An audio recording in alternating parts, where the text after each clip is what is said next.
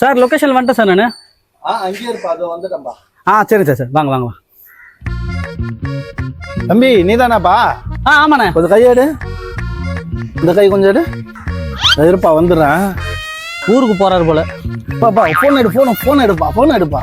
என்ன ரொம்ப வெயிட்டா இருக்கும். இருப்பாருப்பா வந்துடுறேன். இவ்வளவு வருஷம் எப்ப நான் வண்டி ஓட்டுவேன்? வரேன்பா, போலாம்பா.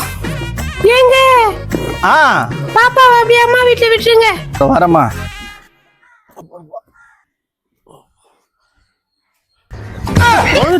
இந்த மாமா கூட உட்காந்து. மாமாவா?